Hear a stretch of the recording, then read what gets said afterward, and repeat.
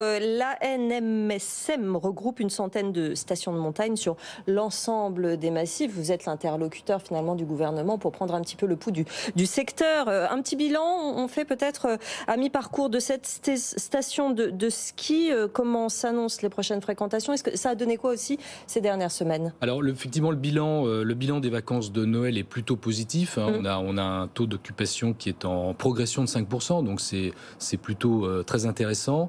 Évidemment, il y a des disparités selon les massifs, mais globalement, le chiffre national est bon. Il faut se rappeler que ce chiffre est à comparer avec l'hiver 2021-2022, qui avait été pour beaucoup de stations exceptionnel, voire même historique. C'est vrai, c'était la reprise. Voilà, après un hiver sans remontée mécanique et donc sans sport de glisse. Donc c'est plutôt très bon. Les perspectives sont plutôt bonnes également, et pour le mois de janvier et pour les vacances de février, mais c'est un peu tôt. Alors peut-être deux débuts d'explication à ce bon chiffre.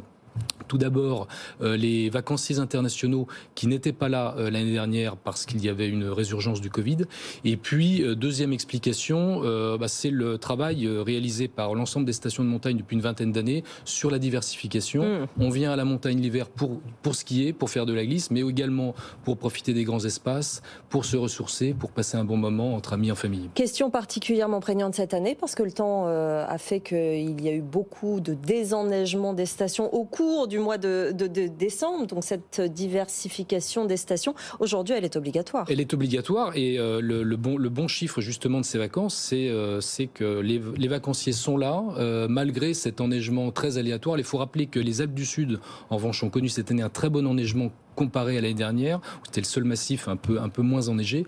Mais donc c'est le résultat, effectivement. Les vacanciers viennent à la montagne, même si la neige est un peu moins là. Jean-Marc. Oui, vous parlez des Alpes du Sud. Est-ce qu'il y a une distinction à faire entre les différents grands massifs, ou est-ce que tout le monde a bénéficié de cette bonne fréquentation? Est-ce que les Pyrénées s'en tirent aussi bien que les Alpes On a effectivement une progression du taux d'occupation sur l'ensemble des massifs. Alors un peu plus, effectivement, sur les Alpes du Sud, parce qu'on a ce bon enneigement cette année, et il était moins présent l'année dernière, mais les Pyrénées ont également connu une progression. Les Alpes du Nord, moins enneigées cet hiver, ont connu également une progression tout à fait importante. On parle d'inflation évidemment dans tous les secteurs. Ça n'a visiblement pas empêché effectivement les vacanciers de revenir. Ceux qui viennent au sport d'hiver viennent tous les ans au sport d'hiver, plus ou moins. Oui, exactement. C'est une habitude. C'est une habitude. Alors effectivement, on avait quelques interrogations sur le coût, sur l'inflation, et les prix ont été relativement bien encadrés.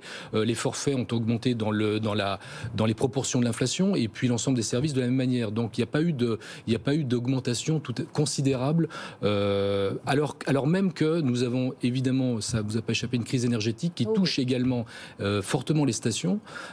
Certaines ont été obligées de négocier un peu sous la contrainte des augmentations x5, x10.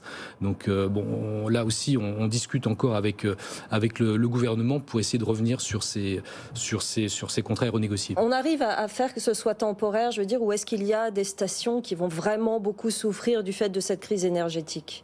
Alors, on espère que ce sera temporaire, mais en tout cas, actuellement, on a à peu près la moitié des stations qui ont dû renégocier leur contrat cet hiver, qui l'ont fait sous la contrainte et qui l'ont fait à des tarifs tout à fait exorbitants.